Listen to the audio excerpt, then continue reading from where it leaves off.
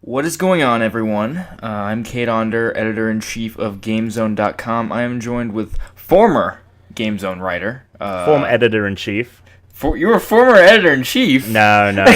Don't tell Tatiana I said that. No, former no. GameZone writer Tom Caswell.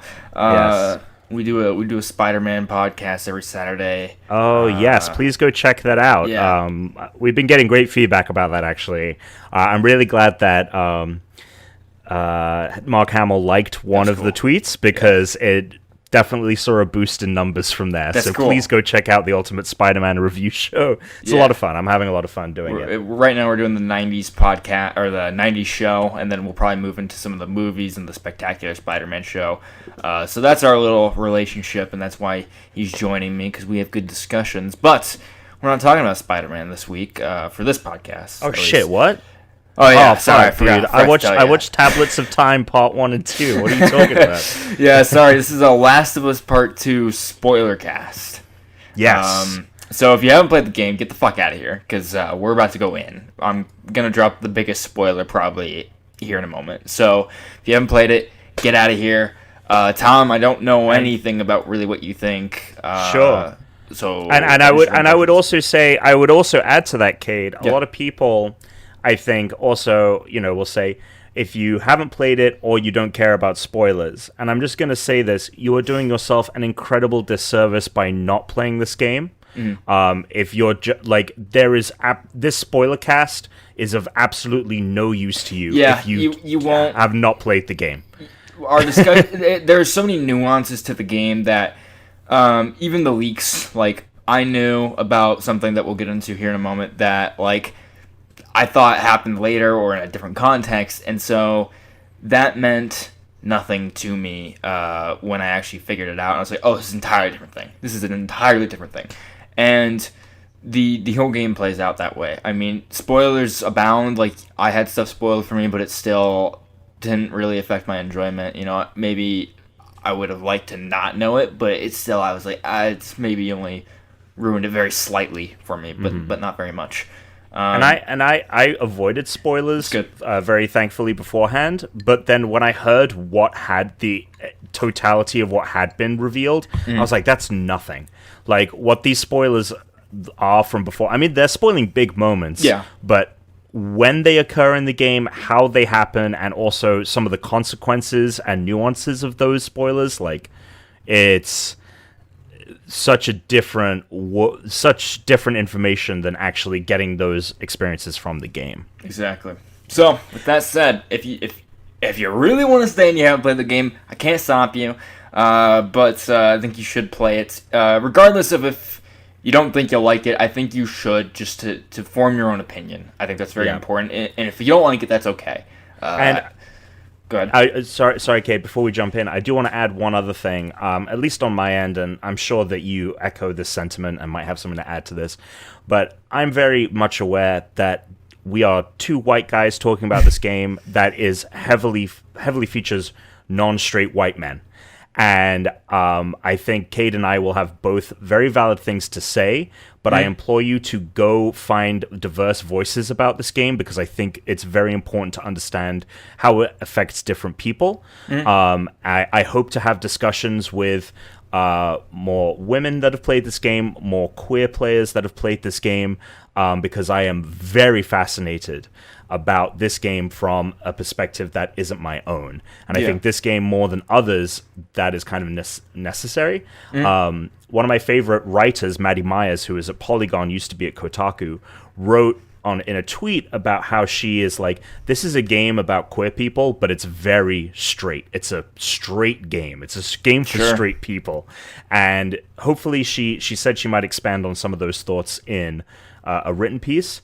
But I just want to preface that as well before we jump in. We're going to have a very focused perspective, and people should go look out for, listen to this shit and then go listen to some other shit. And some people might say, oh, what an SJW thing to say because diverse voices or whatever, but no, people will probably criticize things. It's not about just upping the there are things that those people I've heard have criticized, maybe, like you said, maybe it's just a straight game with some gay people in it or whatever. I don't necessarily agree with that, but I'm also straight white man. I don't know, but yeah, go seek out those opinions because there's a lot of great opinions. I think more than most games, every game is subjective, or every opinion is subjective. But I think this is a very subjective game for everyone, more so than usual. But we'll get into that. So, without further ado, this is the spoiler cast of The Last of Us Part 2. Final warning. Here we go. So, obviously, the game takes place 4 years after the first game. Joel busts in through the hospital. He kills all those people and takes Ellie, and then lies to her and says they couldn't find a cure. They couldn't do it because they had already found other immune people, and it wasn't working. So they said, just go home, basically. And she's like, that doesn't make any fucking sense, but all right. And then it's a very weak argument when you look at it for more than a second. Yeah, you're like, I don't know about that, but all right.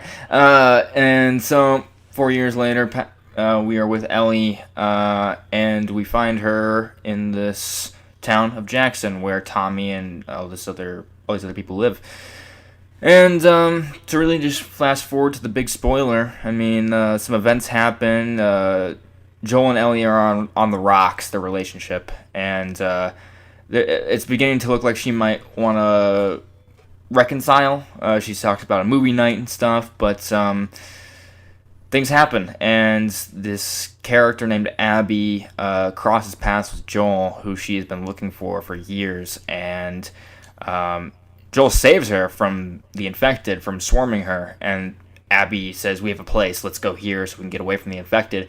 And they go, Tommy, Joel, Ellie, or Abby, and Abby's little crew, and they're in this mansion, and they walk in, and right off the bat, just the lighting, the mood, the atmosphere, you know something's going to happen here. You don't know what, maybe, if you haven't been spoiled, but the vibe is off, and Tommy's very friendly, and he says, hey, thanks for saving our asses. We got stuff in our town just down the hill, and I'm Tommy, and this is my brother.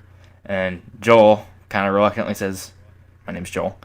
And then he says, why are you looking at us like that? You look like you heard of us. And they say, we have. And they shoot Joel in the fucking leg. And they beat the shit out of Tommy, and they start torturing Joel. And then Ellie hears that Joel did not show up for his patrol post that he was supposed to be at, and they go looking for him, and she walks in, and Joel gets the shit beat out of him, and he's murdered. And Ellie and Tommy and everyone else are left as victims of this, basically, of this tragedy. So, what do you think about that? Yeah, so one thing that I think is also important to add is the night before the game kicks off. Yeah. Because they keep alluding to this moment that Dina and Ellie kiss on the dance floor. We've seen at this point it in E3, like the E3 conference. I thought they cut it from the game because they weren't showing it. Right, and we'll get to the actual events of the night of later. Yeah. But yeah, so they obviously, Ellie and Joel are estranged. I had a feeling that Joel was going to die at some point. And it was telegraphed in the first trailer, right? Right, and I didn't. Right, exactly, and I didn't necessarily have it spoiled, but I definitely had that inkling. But it being the inciting incident, I did not see coming. I thought maybe they're going to kidnap Joel, especially because of how personal it seemed to Abby at the time. I was like, this is oddly personal for Abby, and I'm really interested as to why, because it felt more than just like, oh, Joel, stole the cure for humanity. Yeah, it seems like something you'd build to, but I don't have a problem with the fact that they did it early on. It's very intentionally placed. And you understand, as you get to learn more about Abby's story, you absolutely understand why she acted with such malice, why she acted so quickly. Yes. I thought this moment was great. I know a lot of people online seem to be having an issue with, oh, Tommy and Joel are always suspicious. They would never No. do something like this. And I think that is just the most ridiculous argument, and the most... It doesn't hold... That argument doesn't hold any water. Not anymore, at least. Yeah, like, people... 'cause years have passed, and... Right. Joel, he is a softer person. And I touched on this in my review. I gave it an 8.5 out of 10. And the Joel that we know now is the Joel that we saw in the spring chapter of The Last of Us 1. And if you remember the spring chapter, it's the last chapter of the game. Joel is very upbeat after Ellie has a very traumatizing event happen to her. And he is very upbeat, and there's this teeter-totter moment where the roles reverse. Previously, Ellie was all upbeat and happy and talking Joel's ear off, and now she is quiet, and Joel is the one doing that. Mm-hmm. Joel is very happy. He's a lot more vulnerable. He's a lot more willing to talk to Ellie and do all these other things. And yes, he does lash out at the end when he realizes Ellie is about to be taken from him. But then when he leaves that area and he takes Ellie back, I just replayed this moment. He's like doesn't even fucking acknowledge what just happened. Like, he's just like, you'd love this forest. Sarah loved this. You guys would be great friends. Da da da da da. And it's all happy. And Ellie's like not. Yeah. Joel is not this reserved guy that we once knew anymore. That's not him. Mm-hmm. And 4 years have passed, and he's been in that state for longer. And now he's in a community where he can trust again. He doesn't have to live by the skin of his teeth. He doesn't have to be cautious of everyone. He has a community. And they talk about how people pass through from time to time. They mention that in some of the flashbacks that we get later on. Mm-hmm. Like one of the very last flashbacks we get, they talk about, like Joel got coffee. In fact, this screenshot people are looking at on the screen is the final conversation that we see between Ellie and Joel. He talks about, there's people that passed through last week. They got me coffee. So Joel has a completely different perspective on outsiders. Yep. Than he did in the first game. Yep. On top of that, even if, let's say, for example, Joel hadn't changed or grew in the first 4 years, right? Even if, the situation he found himself in with Tommy as Abby was being attacked is completely different than the Pittsburgh situation that people point to in the first game that show that Joel is quick to distrust people. Yeah, exactly. Joel identified that situation as a trap in the first game. Having Abby, this random person who's just like, fucking foraging or whatever, be attacked by a horde. And I do want to say, I love the fact that we saw hordes. We didn't really see that. Good. That scene when I realized we were getting like Days Gone level shit. Yeah, it was cool. I was like, this is fucking awesome. But so they saved them, and then also people have a problem. They're like, why did they tell them their names? I'm like, because they're all about to die. Like, they're all in this situation, and Tommy very clearly is like trying to get Abby's attention and calm her down and be like, hey, like, my name's Tommy, like, let's get to know each other so we can trust each other for the situation. And then on top of that, also Joel, you can see it in the look in his face, in the hesitation with his words. He is still a little distrustful. He still is kind of like, I don't know about this. And then when they go back to the location, the lodge, like, what the fuck? They have said we cannot get back to Jackson in this weather with this horde. Yeah. We need somewhere to hole up. They're not going to be able to sit there and not say anything to these people. Like, they kick them out. They are offered salvation. They're going to take it. It's such a different situation, and so it totally makes sense for these characters to have found themselves in that situation, to have given up that information. Yes. Like, it's the arguments for that, when I saw that was one of the reasons people were mad, I was like, you're just an idiot. I'm sorry. It's true. Like, it's true, because Joel also has no reason to believe that there are fireflies coming after him, because I think, I'm sure there are... It's been 4 fucking years. It's been 4 years. He killed everyone in that hospital. There's no one to talk. There was the reason he killed Marlene, he says it to her, you'll only come after me. So he fucking shoots her.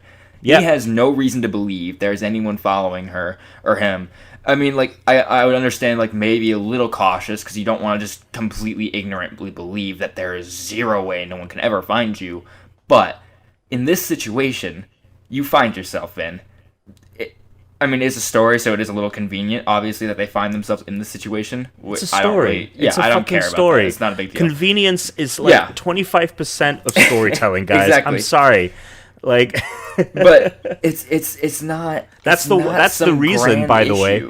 That's the reason. Fucking George R. R. Martin hasn't finished his books because he tries to avoid convenience, and then he realizes that he can't fucking finish writing his books because characters are no longer acting in the way that he needs them to for his story. So that you need to find a balance between convenience and natural character-driven plot. And when people find that balance, that's an amazing story. If it leans one way or the other too much, it is either too convenient or you just don't get the winds of winter. Like, that's, you know what I mean? I don't think it's as contrived as people make it out to be. And no, it's not. I know that there is some convenience in it, but as we mentioned, you have to have some. And it's not a big deal. And I tweeted about it. I think you saw it. Tommy is the one who offers up a lot of the information. I don't remember too much about Tommy's character because you don't see a ton of him in the first game. He's there for a little bit, but I don't remember him being as reserved and cautious as Joel because he's also... Oh, that's not true. I was going to say that he didn't go through the things that Joel did. They kind of went together as fireflies and did all the fucked up shit, right? But right. I still think he especially has been in Jackson for a very long time. And so he is a lot more trusting as well. And so I don't think there's any reason for them to believe these people are going to hurt them. And it's not a trap in a way that anyone else there is expecting it. Abby comes in, and they don't know who they are. They're just like, oh, okay, Abby just brought in some people, and it's okay. They don't know it's Joel and Tommy. It's not until she blows off his fucking leg that they know what's going on. Yeah, and that was one of the things I love about that scene was that when Abby, you can see it in Abby's the way she speaks and her body. She can't believe how lucky she got by getting them to get, like she says, like, you have no idea like how lucky we are. And I think this scene is done so fucking well. Yeah, absolutely. The brutality of it, how the impact it has on you as a player.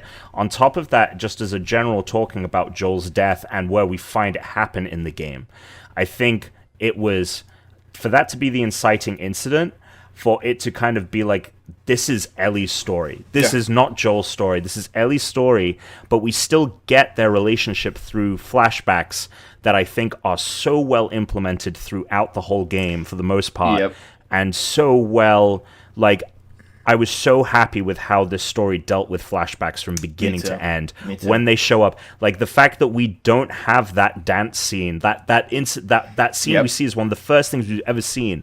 We don't have that until like the very last hour of the game. It's much more impactful seeing it there.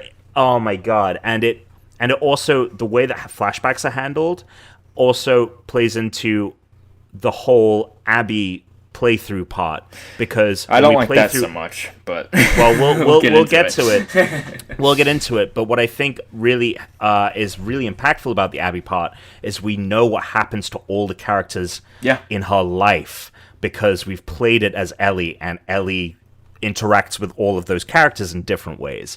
And so, you know, I just think that the game handles the time differences in a way that no other story in any form of medium, I think, has really done so. Yeah. I agree. I was going to say something, but I completely forgot what it was. But more about Joel's death?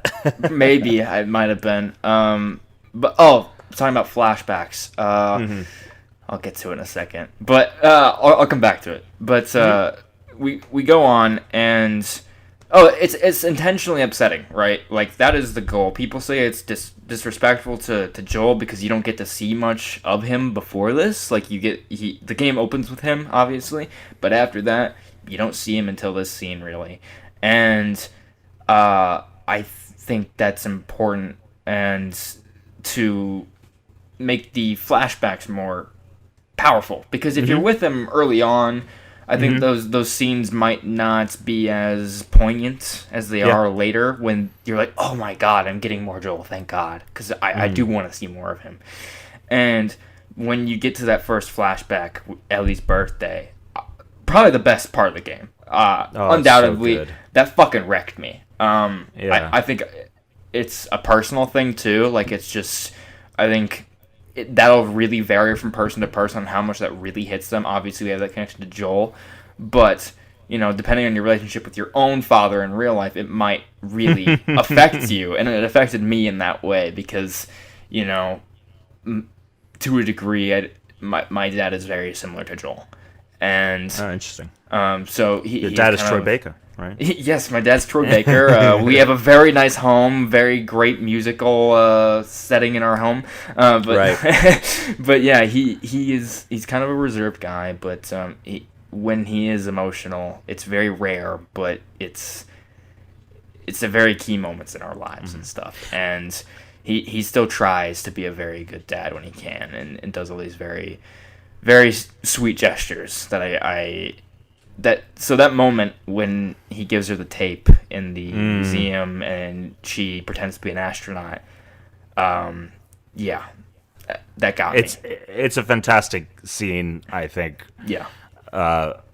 Even without that kind of relationship in my life, it's still very good.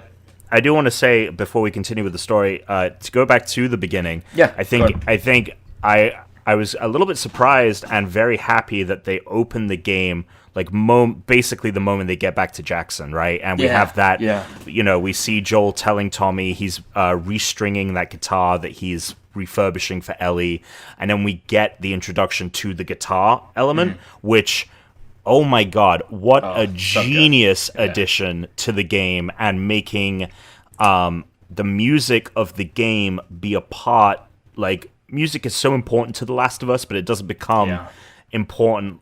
It isn't as important in the first game as it is here, where it's an actual diegetic character in a way. Its own character. Yeah. Oh my god, so good. Anyway, Joel's dead. And it fucking sucks. It's horrible. Hate this group of people. Like, I was immediately like, fucking get that revenge, sweet baby girl. Like, fucking murder these people. and that's very important because it puts that drive in you. Because you're like, let's fucking go. We're going to get these fuckers, and we're going to get them. And we're going to beat the shit out of them. And the very few games... Alright, so something that's very important in storytelling, more often than not, is keeping your character on the same page as the viewer, the audience. You want to be able to be mentally in line with each other so that you engage with their journey and their emotions and all that. And this game does a very good job of that. And then it eventually asks you, do you want to keep going with this? Are we going to go too far with this? Are you as a player, when do you know when to draw the line? And I think it's subjective because I've definitely seen people really pissed off about the ending, and I don't know if you want to get into it now or later, but the game has a very brutal ending. I mean, it's supposed brutal, and then it doesn't ask you, it says you're not going to kill her. And I think a lot of people are really pissed off because they don't get to kill Abby. And I think, personally, for me, it's great because... No, it was 100% the right move. It's not about you. It's about Ellie. Yeah. And I think people need to understand that, because if the game... I talk about it in my review, too. If the game gives you agency, it's a different story. It's if it says... Because at the end, it almost frames it when you're walking up to those boats. There's the two boats. The framing of the shot almost looks like it's about to be like, do you want to just leave? Or do you want to go towards her? And I was like, are they going to give me a choice? Yep. And I kind of wrestled with it on whether I would have liked a choice, but I think not having a choice is very important because it's Ellie's story. It's not your story. It's not about what you would do. It's about what Ellie would do. Mm-hmm. And go ahead. I really wondered when we got into the second half of the game, right? And we start playing as Abby, and in the back of my mind as we're doing the beginning of the Abby stuff, I'm like, how are we going to handle the moments? How are they going to deal with the moments where Ellie and Abby have to confront each other? And I was just like, I had this dread in my heart of how is the game going to handle this? And I think that whilst I dreaded those moments, especially, like when you get to the theater as Abby and then like it kicks into gameplay and you have to like hunt down Ellie through the theater, like my heart like just sank a little bit. But I think that the game handled it really well, and I agree with you. I think that these games are not about choices. Just like in the first game with how you didn't have a choice in killing everyone in The Last of Us or sacrificing Ellie. Yeah. It would have been a betrayal to this game and this series and this story if it had been that. Or if, I was listening to Kind of Funny Spoilercast, one of the guys on there was like, I thought it was going to give you a decision of like, who do you fight as? Are you going to fight as Abby against Ellie or Ellie against Abby? And whilst in theory that's like a cool mechanic, again, that isn't the story they are trying to tell. No. And I think that it's entirely way more interesting for Ellie to have let Abby go, because a lot of people, in fact, I'll bring this question up right now. Cade, because I asked people for some questions. So, Psych Mike, who is in the chat as well right now, Hello, Psych Mike. I love Psych Mike too. He said he's got a ton of questions that I hope we can all get to. But one of them is he asks about like if we think there'll be a part 3, and a part of that is that he says Ellie doesn't have. Why do you think there'll be a third game if the Abby Joel arc are resolved and Ellie doesn't have a direction to go? She's forgiven Abby. She's forgiven Abby, and I'm like, that's not what that ending was for me. That's not what happened. Mm-hmm. I don't think she forgave Abby. I think she saw the futility of killing her, which is a very different emotion and a very different thing to feel. She hasn't felt any closure from any of the other deaths. No, God, no. It made her feel worse. In fact, and that is the entire point. This game, I don't want to dilute the importance of this game, but it is an Empire Strikes Back. The hero finds herself in a worse place than she started out, and it is almost not entirely her fault. But and we'll get to my biggest criticism of the game a bit later, I think, about the final sequence in Santa Barbara. Sure. But I think that I think it's very important that Ellie let Abby live, and I also think that it isn't an admission of forgiveness. I think Ellie has a lot of unresolved feelings about Abby, and I think those will in some ways be explored in part 3, which I think is absolutely happening, and we can talk about that. I don't know what a part 3 looks like, because I believe Neil Druckmann has said I don't want to do a Last of Us game without Ellie or Joel. There needs to be at least one of them. So I don't think, if you think there's going to be like a Abby and Lev game, I think that's in its own thing. If that ever happens, that might be a Lost Legacy kind of thing, which I would be interested in that, seeing where the Fireflies are and all that. But I think Ellie is still the a huge part of part 3. Okay, let's just address it. He asks what we think a part 3 would look like. Yeah. I think part 3, so Psych Mike, by the way, Cade brings this up in the chat. I don't know if you have it open. But he does say, it's totally like you brought up in your review, Cade. Joel tells Ellie in part 1, you have no idea what loss is. Figuratively having lost everything by the end of part 2, I don't know what Ellie's direction will be. So this is why having Joel and Ellie's final interaction is so poignant having it at the end, right before the very final shot of the game, was because it was a great thing for Naughty Dog to hold out, when are we seeing that final interaction? And we think it's going to be the dance. We think that when they show the dance and the kiss and Joel stepping in and Ellie being like, cut the shit, Joel. And they trick us into thinking that's the final interaction they have. And you're like, oh, the last thing she said to him was this. And then we do have this moment. And the important thing about this moment where she approaches him on the porch is that at the end of it, she says, I don't know if I can ever forgive you, but I would like to try.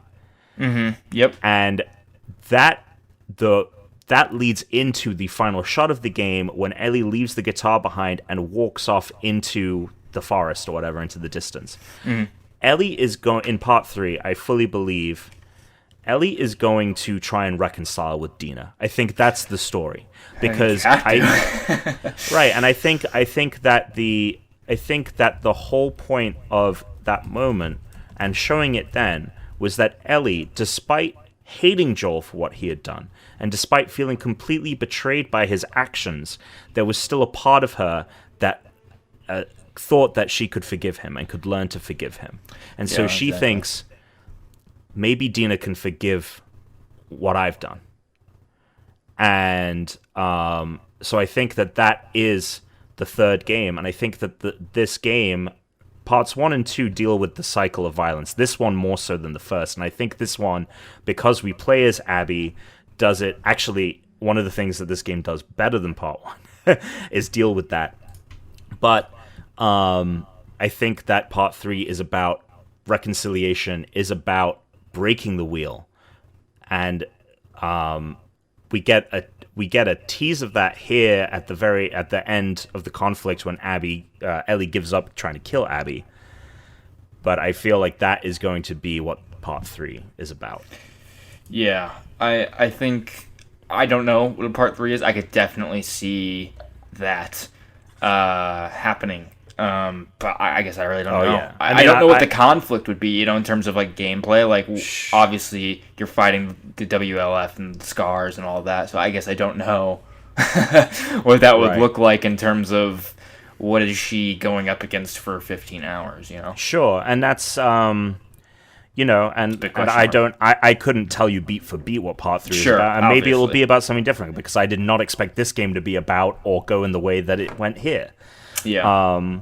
And it's a good thing you bring up the gameplay loop, Cade, because I think that I want to address one of my biggest issues with the game.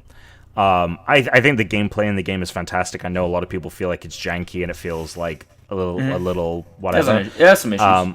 I feel like that's a part of the gameplay. I think that's in some ways intentional. Yeah. And what was I going to say? So when we get to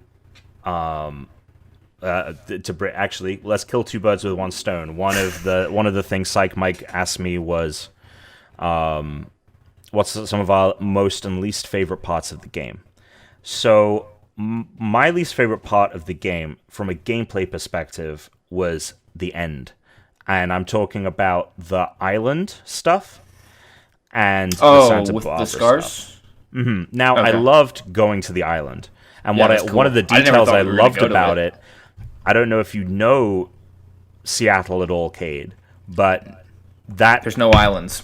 There is no island. They kept mentioning an island, and I was like, "What island?" I know there's islands off the coast of Washington State. I but assume it has something to do with flooding, and that coast, the absolutely. coast is like susceptible to Yeah, separating itself that way. yeah, absolutely. Because the tower, the pin, I forgot what they call it. The Space Needle? Huh? The Space Needle? The Space Needle, thank you. The Space Needle is just like on mainland. And so it was really cool when it was like, oh, this island is an island because it's been flooded and it's separated from the rest of Seattle. I love the fact that we went there. I think it's very important we went there. I love the Lev and Yara story, and I would like to talk about that more at some point. Sure. But I thought that when we got to the island, it was like, this game has made it very clear to me that this conflict is way more nuanced, obviously, than you're first led to believe. And now I feel so differently about all of the groups involved. I did feel differently about Ellie. I feel differently about the Wolves. I feel differently about the Seraphites. And so going to that island and going to save Yara with Lev, I was like, I'm going to try my fucking best to not kill anyone because this is their home. It is being attacked. And we are here to try and save Lev, right? Because Lev has gone home to try and reconcile with his mother. And you're with Yara. And I tried my best, Cade, but there really it's hard. While stealth is a bigger element to the game, there really is no avoiding combat, and there is no way to avoid gruesome deaths, especially when we get caught, and Yara was just like shooting Seraphites. And I was like, yo, dude, I'm trying to keep it chill right now. I'm trying to hide and stuff. So I was, up until that point, whilst I thought that the gameplay of, the violence was like a necessary part, and I wasn't trying to avoid it. Yeah. I was trying to avoid it here, and when I realized that really is kind of impossible in this game, it sucked a little of the energy out for me. Mm-hmm. And then especially when we get to Santa Barbara, I think that their point was like the Rattlers, which is this new group that shows up at the very end just for the Santa Barbara bit. Oh, right. They're trying to be like, oh, well, the Rattlers they're just as there's just as much nuance here, but there wasn't. The Rattlers are scumbags, and we don't see. I don't know what their deal is like at all, and like they're just like shitty. Yeah, they're just shitty. Like they're slave owners. Like that they capture people and turn them to slaves. Like we don't learn of any nuance there. That they all just seem to be assholes, and so I kind of resented the game a little bit from. Like, when I got to Santa Barbara, I didn't fucking care what I was killing. I was like, I just want to kill you. I just want to get to the end of this conflict and get to Abby and see where the story resolves. And I just thought that, like, you're losing me a little bit. The smoke and mirrors that the game did such a good job of for, like, 3/4 of the way of making me care about who I was killing and, the whole... them calling out names and being like, oh my god, Mark, he's dead. At first, that didn't work, but then when, like, you play as Abby and you start realizing that, like, Mark is someone that you meet and that you've killed, he's dead because of what Ellie ends up doing, I was like, oh, this all works a lot better for me. So all of that was working, and then it, like, slowly, with stuff on the island and then with Santa Barbara, unraveled a little bit for me. Sure. And that is probably my least favorite part. My biggest criticism of this game was that. While we're in Santa Barbara, I thought Ellie was going to turn, and here's why. I know it might sound weird. So we obviously know she's immune, but they kept calling such attention to it throughout the game, and obviously it's a big part of her character that she is immune, but they're like, you need to keep your mask on, you need to hide it, and all these different things, and there was so much attention called to it. And then at the end, when she gets caught in that trap that the Rattlers set, and she ends up like grabbing one of them and shoving him into this infected, she gets bit in the process. Her hand gets bit, and he's like, "You're gonna get infected." And obviously, she probably thinks, "No, I'm not. What the fuck?" But in my head, I'm like, "Are they going to like go full on with the monster parallel stuff, being like, she's a literal monster, and she's gonna actually turn into the infected at the end?" And obviously that didn't happen. But does that make sense? I don't know if I was just overthinking it or I did what. not feel that at all. Sure. I just thought, I just read into that as kind of a not fun, but just like, oh, this guy, everyone that she meets thinks this way. Yeah. And, I didn't read it like that. I mean, it makes sense that maybe you would, but that's maybe not that's too predictable in a way, because, like, I don't know. I was like, maybe she's really not as immune as she thought. Like, she's only been bit once, right? So it was I a thought bad bite, though. maybe But yeah, it was. So now maybe it's possible. Now, this does bring up a little bit of a plot hole for me, and maybe they will address it in a part 3. Okay. But Abby bites Ellie's fingers off.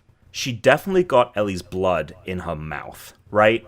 Is it transmitted through blood? Well, it's transmitted through.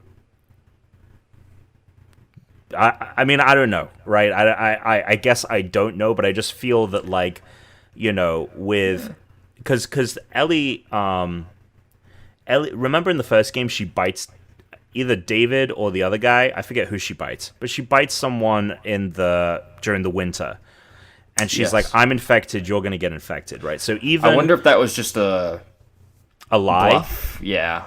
Yeah. I mean, I don't know, but a part of me is kind of like. Yeah. Oh, right. That is a good Mike point. Says, Ellie, Go ahead. You can read it.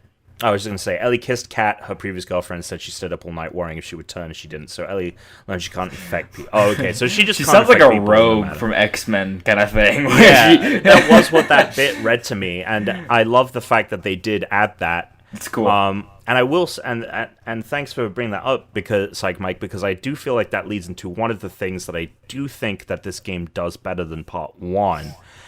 All of the lore, all of the collectibles, all of the stories that we read through letters, I think is done so much better. And for sure. I am so much more invested in all Boris, of it. I think is who it was and stuff. I think that's his name. Whatever was going on when you're kind of going to, I think it's Highmore, whatever that, like, where Tommy is supposed to be, that neighborhood and stuff, and you're picking up all these notes and reading about, like, this kind of fallen civilization and group that are, like, and about the guy's daughter, Boris, or whatever his name is. Yeah, and that stuff was really cool. And there's some other really cool stuff, too, just people who feel like they've let their loved ones down in various ways, or they've been separated somehow, and they write a note and it's like, I'm fucking sorry. There's one you find, I think it's in an apartment or something. This lady's talking about something, and then you find another note saying that this guy went to go get supplies from a hospital or something, and he ended up getting shot or something like that, and he just writes a note like, I'm sorry I couldn't get back to you. I think she's pregnant or something, and he said, I'm sorry I couldn't get back to you. I hope you and the kid are good, and, like, you named them on the name we decided and not after me. It's a really cool stuff. There's a lot of really good world building in this game. Yeah, and all of the the collectibles we find with the cards, like, I was always so excited to find a new card. Yeah, they're really cool. And one thing I love about and maybe we want to talk about this now with the Abby gameplay. Mm-hmm. When it really hit me what Naughty Dog was doing was when we find the coins, and it's not just finding the first coin when she's a kid with her dad. Yeah, it's because at first when we take over Abby, I was like, oh, we're gonna get some kind of truncated timeline here. Mm-hmm. Like, we're gonna the Abby stuff is streamlined. Yeah, it's going to be like Ellie in the first game, where we got Ellie for, like, a smidge of time. We got Ellie for a season, right? And then we went back to Joel. I thought we were going to get something similar here. And then when I realized, oh my god, Abby has her own upgrade tree. She has different weapons that she's going to find and upgrade and get components for. And she's got her own collectible. That's when it hit me what was happening, because at first I was not, like, interacting in the environment as much. And we see like their Jackson when they're in this the stadium's cool. And they immediately explain why she's so jacked, because she walks out of her room or whatever, and there's like a major weightlifting area, and right? Just a huge ass gym, and you're like, okay, that's pretty much everyone here is a soldier. Insane. Yeah, and she's been training for years, and they show very well in flashbacks of, like, her body over the years changing. Yeah, it grows, and yeah, it's not. There was a weird. Some of the leaks got weird in terms of, like, they got stuff, like, right, but at the same time wrong. I don't know how it happened. I didn't watch any of them, but one of them was that Abby was transgender, and that's why she looked the way she did, and it's not true. Right. And that I guess that was just conflated with Lev's character. I guess. Yeah. Super strange, but yeah, I like the stadium and seeing their way of life. It's very similar to Jackson, but it's almost like this, maybe to a degree more advanced version of Jackson, because it's like tons of shit. Like, they're an entire paramilitary group. Yeah, like their focus is insurgency and domination via military might, in a sense. Like, that's what the WLF is about, and that's why they are very different from Fireflies. And it, to me, added to the poignancy of when Abby, at the very end, when she's trying to connect with other people, obviously she wants them to think she's a Firefly because she's trying to reach out to Fireflies. But when she's like, I'm a Firefly, like reminding her that she is, reminding her of herself that she isn't the kind of training the monster that the wolves made her to be, in a way. I think it's important to understand that the game never tries to make Abby specifically, like, you're supposed to empathize, but maybe not sympathize. I think those are two different words that people don't always understand. Right, the nuance, right. Yeah. If gamers don't understand one thing, Cade, it's fucking nuance. Very clear from some of the comments people have made online about this game specifically. Very true. Yeah. You're not meant to maybe like to a degree, but not love her, or you're not supposed to maybe connect with her as much as you do with Joel and Ellie. It's not about that. It's about you do understand that this is where the world is. People fucking die, and people have the grudges that they do. If you replace you played the first game as Abby instead, and then you had to do the switcheroo, right? And now you're playing the second game as Joel and Ellie or whatever. Yeah. You would hate Ellie or whatever. It Exactly. would be the complete opposite. That's just the way it is. I don't know if I really like Abby's personality. She doesn't have much to her in terms of like the dynamicness of that Ellie has, and that might be because that's just me. I think there is a couple light moments, like especially when she's with Lev. I think that really brings that side out. That's the stuff I really liked about Abby's stuff. But yeah, I don't think you're meant to be like, oh, Abby. Naughty Dog makes me want to like Abby, but that's not it. It's the game even says she gets into an argument with Mel. Who, I hate Mel, but Mel's like, you're a piece of shit and you're a terrible person. And I'm pretty sure that's the game trying to be like, don't get it confused. Abby's bad. Like, right. Ellie's bad too. Like, they're all bad. There's no heroes. There's no villains. Everyone is some shade of fucked up. And I think it's incredibly important to understand that.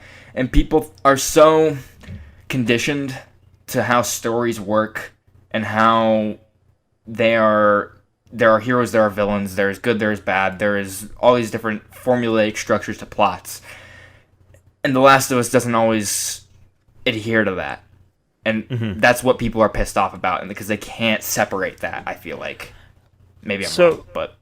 No, I mean, I agree with some of the points you're making, and I do want to talk about why I disagree with some others, but sure. I do want to say, I think that, again, one thing that this game does that I think The Last of Us attempted, the first one, but didn't, like this one just does far better, is painting the characters as more gray. Shades of gray. Because everyone has that discussion of, like, is Joel the bad guy in Last of Us? But it's very hard to not see things from Joel's perspective because we are his perspective. Yeah. And I have to applaud Naughty Dog, and I know that you have issues with the gameplay and pacing of the Abby part, which I would love to get into more of how you felt about that. But I feel like it was necessary. They couldn't have a truncated half with Ellie.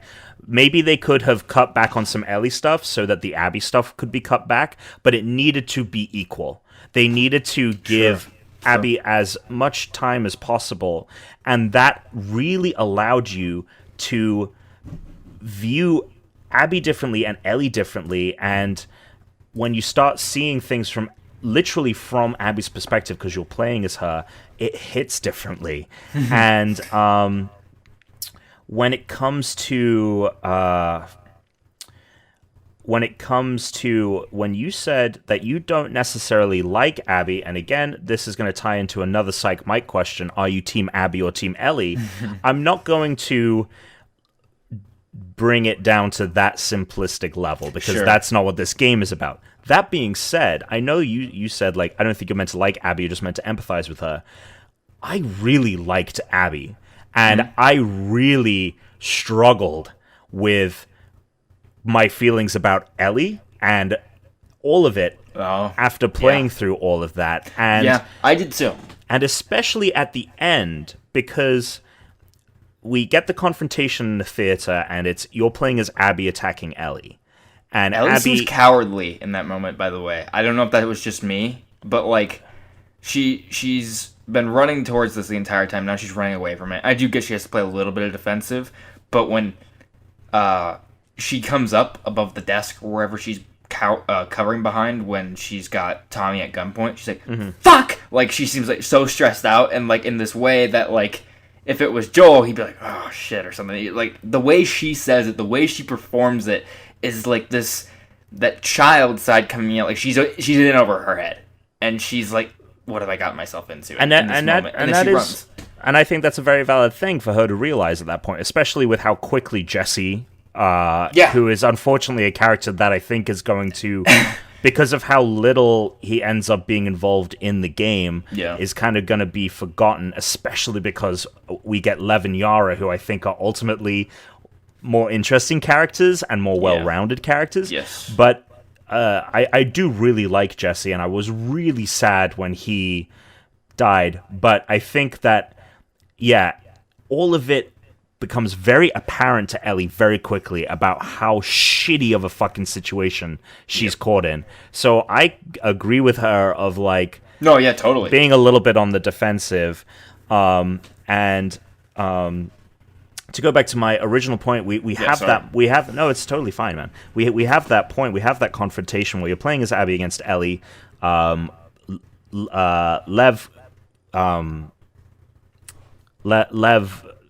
convinces Abby not to kill Dina, right?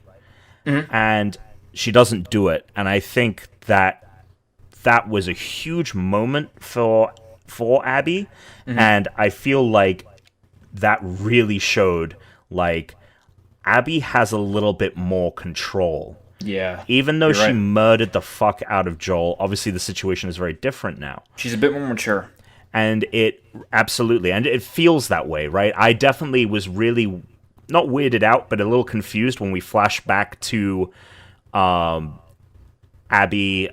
out with the hospital, the very first flashback with her dad and everything, because I was like, is she meant to be Ellie's age? Yeah, like, I think she's maybe a couple years older. She might have been like 16, but not 17 much, around that right? time. Like 2 years older, like she's 21, 22, like Abby sometimes feels like she's in her 30s. Owen feels all of those like characters all of those characters do. Owen as well, like they didn't feel like they were teenagers. They would have been teenagers at the time of the first game, but... And I think it's because of how they were trained and stuff, you know? Like, I think they were... You know, you send a kid off to military school now, they're going to come back fucking little fucked. Like, so I think that's very true to their experience growing up, and they didn't have comic books, and they didn't have, movie nights and stuff, or really anything like that. The environment they grew up in is very different from the one that Ellie... They all have so similar names. They all end in an E. Jesse, Abby, Ellie. And then I always get Lev and Yara mixed up. I keep calling Yara Lara and Lev Yev. That's understandable. I think it is interesting, though, that... I don't know if it's the second flashback, I think, with Abby. She is on that Ferris wheel with Owen. And I fucking love Owen. Owen's a G. But he... I was surprised how much I liked his character ultimately. Because at first I didn't at all. Yeah, I get that. Yeah. But yeah, he's like, they're skipping training or whatever. And Abby's just like, we can't do this. We have to go back. And he's just like, fuck that. And I think that really tells you a lot about where they're growing up and how young they are, and they need to do this training and stuff, and how important it is to her, and all these different things. Their relationship is very interesting and very telling. And Jeffrey Wright, by the way. Oh, dude, as Isaac, such a small role. handled like a fucking scalpel by Naughty Dog. Incredible. What a brilliant idea. Not only casting Jeffrey Wright, but having him as that character and what that character means, and having that character be someone that you know of because you've read about him in so many letters. You understand he's the leader of the Wolves. Yeah. And then meeting him as Abby and not as Ellie, like, I think was a brilliant part. Absolutely.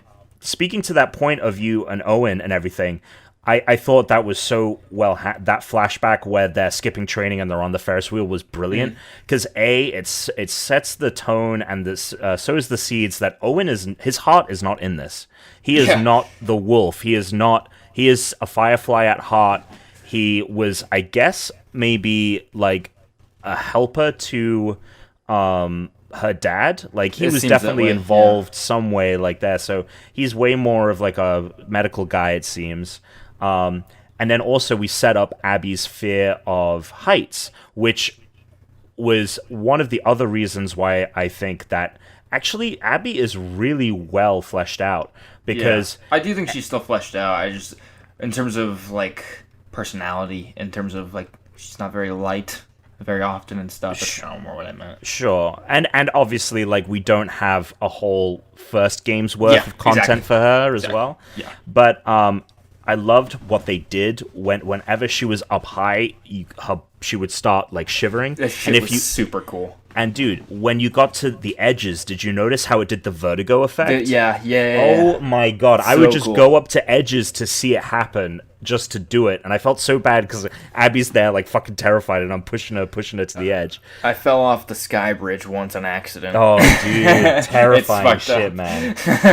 By the way, that may have been my favorite sequence in the That's whole a game. really cool set piece. You know, I think that I was like, where is this guy? Is this going to be like little wooden bridges that are just maybe a few stories high? It was, no, it's in the fucking clouds. And I was then, like, what? Yeah, I was with Abby the whole time when she kept going like, we're going up higher. I was like, we're going up higher. Where is this going? How do you do this? And then you realize it's kind of linked through cranes and stuff. And I thought that was super cool.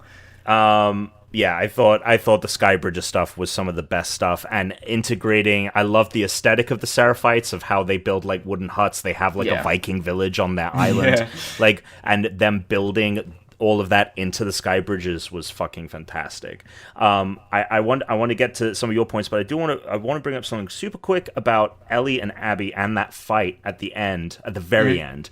So they flip it, and you're fighting as Ellie with Abby. And a part of the reason I feel maybe I am Team Abby, if we want to reduce it to something so simple, is that Abby, like, Ellie is the one that comes back to fight her, and Abby warned her, just don't let me see you again. And she let Dina live, and that is with especially how, like, I don't know if the roles were reversed, if Ellie would have let Dina live. And this brings up something Psych Mike brought up again about how, why didn't Mel and Owen tell Ellie from the get-go that Mel was pregnant to avoid the catastrophe? And I do agree that there is a little bit of a convenience there that they don't bring it up. But I also think if you're in that situation, like, you're not thinking straight. Like, Ellie just bursts and she's like, where the fuck is Abby? And they're like, what the fuck? Like, I don't think they didn't have the time to come up, like, to say that or to think about saying that. And Owen is gets shot and then Mel dies, so he's like fucking dying on the ground, and he sputters it out. So, you know, whilst obviously Ellie is horrified at killing Mel, if it had been like I think Abby letting Dina go showed a tremendous amount of growth in a lot of ways on Abby's character, especially with everything she'd been with Lev and Yara. And then when we get to the end and they're fighting and Ellie is refusing to let Abby go.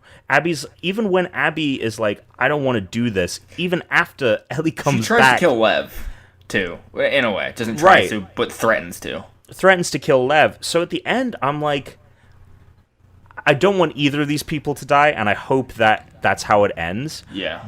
But if Ellie kind of has a death wish, and I do not fault Abby for trying to kill it, like, it's I feel like the game actually does a way better job than I think a lot of people feel, and this is a personal thing, but like I love Abby almost as much as I love, if not as much as I love Ellie as a character. Yeah. Anyway, I'll tease something that I'm kind of working on right now. So, I think this game is very much a Western, in a lot of ways. When you go to Joel's house at the beginning, there's a lot of Western imagery placed on his house. A lot of Westerns to play with themes of revenge. A lot of horses in the game. A lot of, you have a revolver. I mean, there's some very literal stuff. And movies like Unforgiven play with, like, this isn't maybe the way it should be going. Like, this isn't necessarily right. You shouldn't always be siding with the protagonist in a way. All these different things.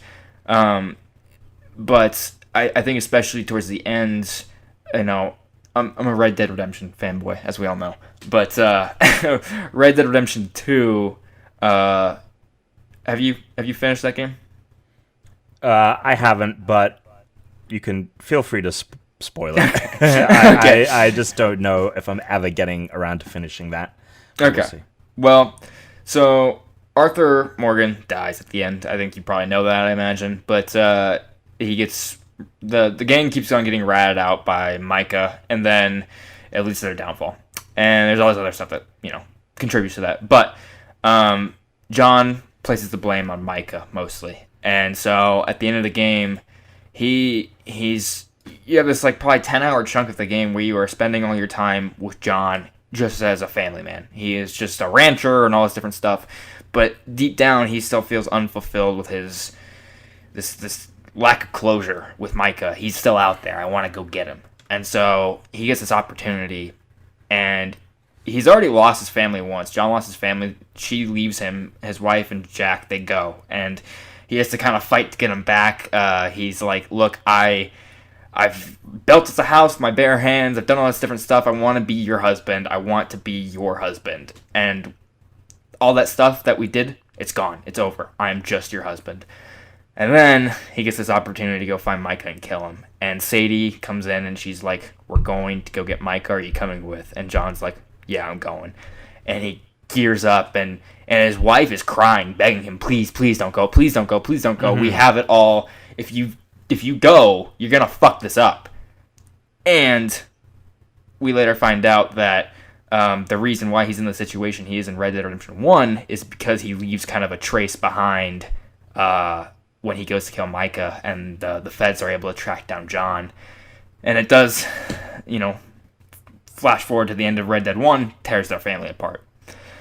And this is all a roundabout way of talking about Ellie and her ending, really, in terms of she has it all. She gets to survive, and Dina gets to survive. They get to have this child, and they have the house that they kept talking about at the beginning of the game, and this nice farm, and it's holy beautiful. shit, like, you wouldn't even know that the apocalypse would, exactly. Like, They are so isolated from everything else. Yeah, potato. That shit's so cute. And they are so isolated. They have basically won in a way. Like, they've gotten away from it all. She does have this PTSD and stuff, but she still has this content life. She feels a little maybe lack of closure, but I think she would have been better off. And then Tommy's like, we can do this, and she just can't let it go. And she says to Dina, I'm going, and Dina's like, what the fuck? And Ellie comes home after she doesn't kill Abby, and she's gone. Everything is gone. And the only thing there is her stuff. And then she picks up the guitar, and she can't play because her fingers are gone. She's literally lost every single loved one in the process, and she lost her ability and only connecting to Joel by being able to play the guitar. Oh, God. She can't even do that. She has lost everything, and that's not a figurative thing. That is a literal... She lost it all, and she has to deal with that. And then she just puts the guitar down. She doesn't even take it with her, and she just... And I think that, God, this game, man, like, it mirrors... Obviously, it's a very different story than Last of Us Part 2, but it mirrors it in such a beautiful way, I think. With, the end of Last of Us Part 1, Joel offers to Ellie, hey, we can just go back to Jackson and we can, forget this cure. Like, we don't have to go through this. We can just head back and all this. And Ellie says, we have to finish this because it has to be, like, everything we've been through has to mean something, has to be worth something. Yeah. And then, obviously, it's heartbreaking when Joel takes that away from her. Mm-hmm. And that is kind of what is pushing Ellie through all of this. Because she brings it up again in that very final flashback we see between the two of them, where she's like, my life was meant to matter, right? And so Ellie is just always looking for a sense of purpose.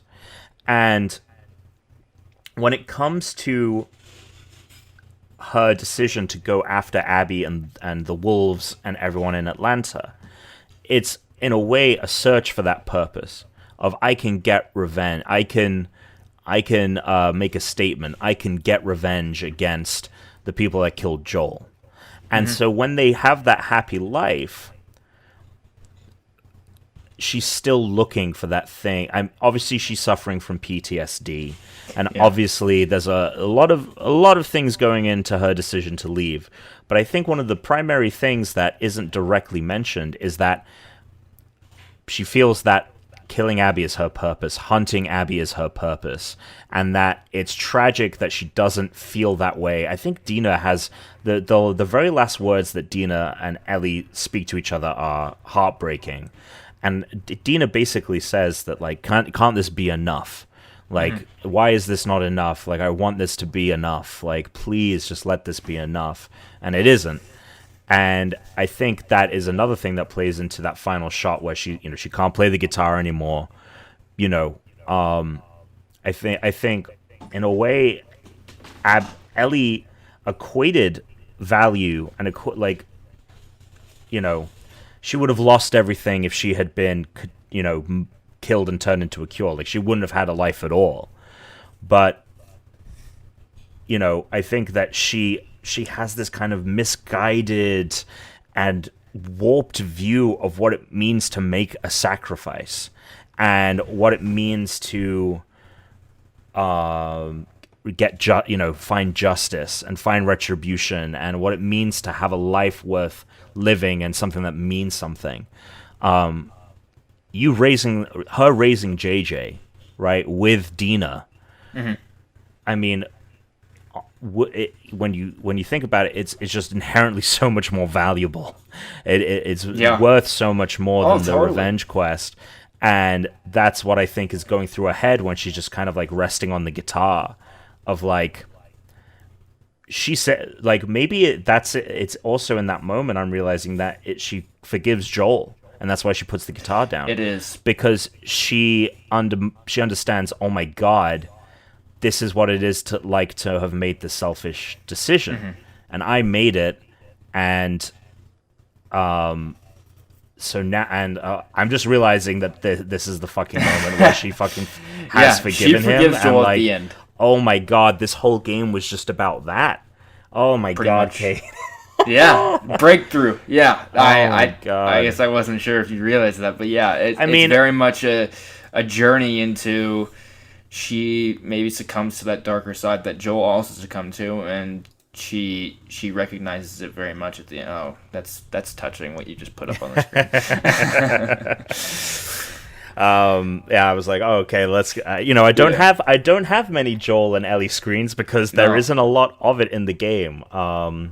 And I mean, obviously that's what they were going for, but it's, I just beat it less than 24 hours ago, so of course, emotions are going to be coming thick and fast. I'm going to feel so many different things about all of this. And I love, and speaking of these flashbacks, I love the moment where they're going to the guitar store to get new strings, and they clear the hotel, and Ellie's like, oh, these people that are in this hotel, these corpses, that you told me they were immune, and you're like, fuck, this lie is still eating away at her, and eating away at both of them. And then the flashback to the hospital, of her going back to rediscover, or to try and discover the real truth. all just deployed so fucking well through this game. Yeah. And something that's really interesting that didn't hit me until 2 days ago, probably. I think there's more to Abby's quest to revenge than just she killed Joel.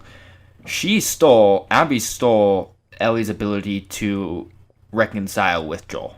Mm-hmm. She took that from her. Mm-hmm. She will never get that in terms of being able to have that movie night that she kept talking about at the start and being able to do the things that she wanted to do. Because, even Dina asked her, like, hey, do you want to, like, come do whatever the fuck they were going to go do? They were going to, like, sneak out or something. And she's like, no, I'm going to have a movie night with Joel. Yeah. And she doesn't get to do that. And she is upset that the moments we see throughout the game between her and Joel and from the previous game, she won't get those moments again. The museum, she won't get the truck, she won't get the drafts, she won't get any of that. It's done. Yeah. And that sucks. Yeah. And because those connections are hard to come by. And it sucks not only for Ellie, but for the player. Like, yeah.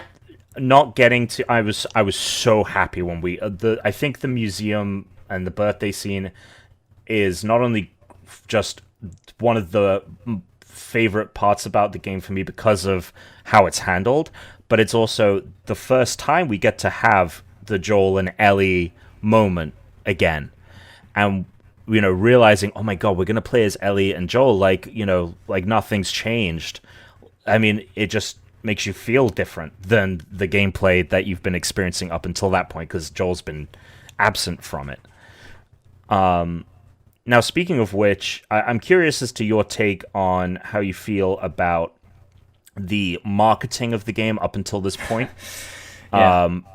Deceived on some fucking MCU level deception of altering trailers, altering scenes, switching characters out, making Joel look like it was the Joel in the present day. Like, they 100% made you think that Joel was in the majority of this game, or at least was, didn't die in the beginning. Yeah, that for sure. I never actually, even seeing all that, to me, I don't know why, I never believed them. I wasn't, it wasn't that I didn't believe them, it was just that I was like, I still think that this is like, Ellie's going to be on this journey for a lot of it. I didn't know if it was going to be like she just resents Joel and tells him to fuck off or whatever, or what, but I was like, I everything we saw from gameplay was like Ellie's on her own. And so I was like, okay, that's it. That's all I need to know. Like, that's what they're telling me. I didn't necessarily could tell that the story was not going to have him as much, as we thought. Sure. But I think they did a lot of backtracking in their marketing too, because I don't know if they thought they were being they were giving away that he dies in that very first trailer. The one where it was like, he's a ghost, right? Which is not in the game at all. Which is one of the only, because that was the interesting thing. I was like, is any of the shit that we saw from those early things going to be in this, like the dance? And I never thought that first trailer would probably be in the game. I figured that was just teaser tone setting kind of stuff. But yeah, they I think they backtracked once they saw, oh shit, everyone's kind of picking up on it, and they were like, okay, we're gonna put him in the marketing because we need people to think he's alive. And then I think that they even showed Abby is like. The second thing that they showed of the game was Abby in the Paris Games Week demo, where they didn't say who she was, they didn't say what her thing was. A lot of people thought she was Ellie's mom, maybe. Yes, they did. That was not it, obviously. I was like, that's not the story. I didn't think. I was like, that doesn't make any sense. But the whole thing with that was it seemed to indicate to me like that we would be playing as another character. I did rewatch it. I thought they cut it off right as she starts to run, like where it looks like you're taking control, but they don't. It's like just as a clicker is running towards her. So, but in my head, I was just like, I was saying we play as another character. But even if you don't see her, you playing as her, Ellie's not in that scene, and Joel's not in that scene. It should have been like, yeah, obviously we play as another character, because she's so disconnected from everyone else that we've seen before. So there was some interesting, like, their marketing was very strange for this game. And as Psych Mike points out, the very early years of marketing, Joel was really absent from gameplay and news, and they were trying to definitely communicate this is very much Ellie's game. I would love to hear, Cade, about your criticisms of the game. Obviously, you gave it an 8.5, which is a great score, but honestly, I feel like that's lower than I would put it if I was giving a number. I don't give numbers when I review stuff, but like that's like an 8.5 is like I've got some gripes, and I know that you have at least one of your major problems is with the Abby stuff. Yeah. And with talking about it so far, it sounds like actually the Abby stuff was great on your end, but I would love to hear about what specifically about it you didn't like. So obviously, I don't know about you, but when I realized Seattle Day 1 and you're in Abby's shoes now, I was like, oh fuck, here we go. I was like, I know what they're doing, and to their credit, like they do what I thought they were doing, but they handle it in a very good way in terms of the narrative. I think the narrative side of it, for the most part, is pretty solid. I do think you can maybe trim a couple things down or out, but I think it's just the gameplay of it all. And you've said that it's important to give equal time to her as much as you did for Ellie, but oh man, dude, I was just like, oh, like, and it might have had something to do with how fast I was playing it. Sorry. Go ahead. What were you going to say? I was going to ask, was it necessarily like specifically the like Abby's gameplay, or if was it just like we were getting like the same amount of time, like we were getting like another 12 to 15 hours of gameplay? Was it just it's a little bit of both volume? It's a little bit of both, because I was like, oh god, this game's gonna be really long, and I was playing it very, very fast, and I still felt like I took my time. Like I did soak it up as much as I wanted to. But it was so. I'm pretty sure Ellie and Abby's walking animations are exactly the same, and I'm not gonna like criticize the game like that's terrible, it's lazy. It's whatever, like that's whatever. But like, there's not enough to me that it felt that they were different from each other substantially. Like I was getting that a new gameplay experience or anything. She's a little more brutal. She's a little stronger. She fucks up infected in ways Ellie does not. And she carries ladders, Cade, remember. She carries ladders. Yeah, I was like, oh, they're doing this shit again. But I honestly, Cade, towards the end, thought we were going to get one scene where it was revealed like Lev and Yara, one of them can't swim, and they were gonna just throw in one of those. Which honestly, playing the first Last of Us around, I'm like, people complain about this shit so much, and I just don't get it, man. Like, it's not that bad. Like, anyway. I think it's something that bothers me on replays more so than it does on an initial playthrough, because I just kind of want to get to the good stuff, like I don't want to have to sit through this. All right, push her across the water. So I loved when he pushed her into the water towards the beginning of the flashback. Good. Great way to handle that. Yeah. Like, all right, fucking push her in, make her swim. That was great. And it also set the tone for that flashback too. This is gonna be a fun little flashback. This is not. We're not about to fight a bunch of clickers. We're not about to run into like bandits or whatever. Like when he's like distracting her. He's like, look over there or whatever, and you think something bad's gonna happen, and he pushes her in the water. Like it was just such a good tone piece for that moment, for that scene and flashback you were about to play through. Totally agree. But back to that Abby stuff.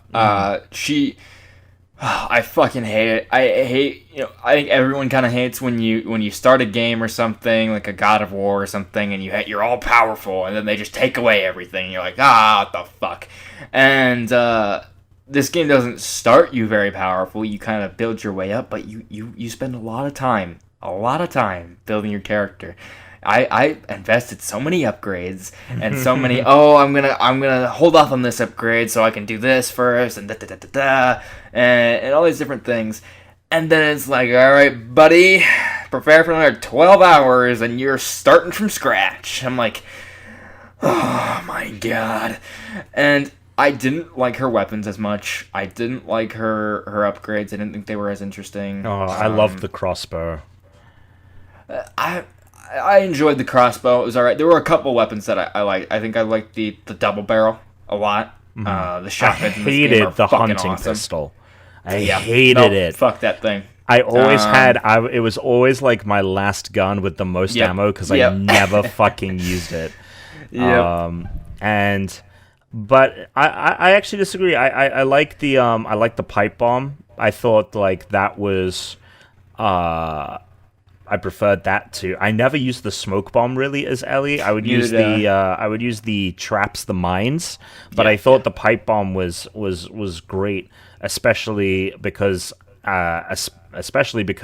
when like I got to the Seraphite Island, I was using it as a distraction because again I was trying to not murder them all. Even though I never even thought of using the pipe bomb as a distraction. Oh yeah. So it's interesting. It's clever. What's really cool is it gets another little gameplay element, and I do want to talk about all the some of the attention to detail stuff toward the end. But one of the cool things is if you just throw like a bottle or a brick, it gets the attention of one or two enemies. If you threw the pipe bomb, like the entire group in the area is like, "What the fuck is that?" and goes over to investigate. So it's an even more useful distraction, and it's great because it's like, do I use this to blow a bunch of people up, or do I use it to like distract? I thought I loved that little detail for sure. That's cool. I'm glad you mentioned that. Yeah. I don't know. Maybe I'm just sadistic and like lighting people on fire or something. But the Molotovs kind of spoke to me more, and I did like the traps and I didn't use the smoke screen, but I used like the flashbang kind of things. I thought those were really cool. Ellie's I don't think I unlocked those. As Ellie, is that a thing Ellie gets? She gets the flashbangs, but you upgrade it. You can get the smoke screens as an upgrade. Oh, okay. Yeah. Gotcha. But yeah, for some, I don't know. It's interesting to me because it speaks more to someone like Abby, maybe that she would have that kind of stuff. The more in the trenches kind of stuff with the traps and all that. I was so disappointed when the traps weren't in there because, especially in the neighborhood section, I would run into the houses and I'd plant a bomb down in front of the door and close the door, and then they'd walk right and be like, "Hello," and then boom! It's just like, that's fucking awesome. The gore in this game is insane. The detail on that was, I mean, the detail in everything. Like, and let's just talk about that, because I feel like that is this game is gorgeous. And the level of detail in everything just makes it feel like unlike anything else you've played.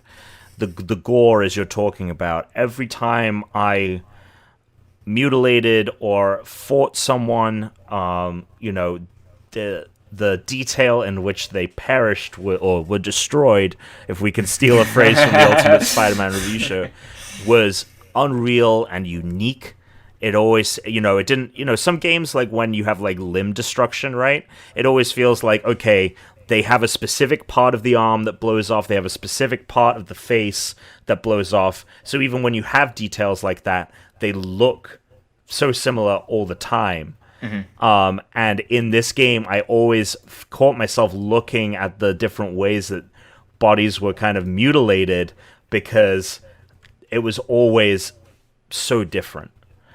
And then some of the other details I love, when you first fight the Seraphites as Ellie, and you're trying to get to the hospital and you're crossing the park to do so, and you hear the whistling, and I'd read and heard a lot of like preview coverage and review coverage, so I knew that the whistling is the Seraphites, and I was like, oh cool, we're finally getting introduced to them.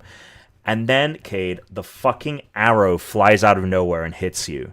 And that, for me, was the biggest jump scare I had in the entire game. There's a lot of jump scares in this game, because the sound is just really good. But with that one, with the sound and the way it whistles and the perspective at which it hits you, I honestly felt like I had been hit in the fucking chest.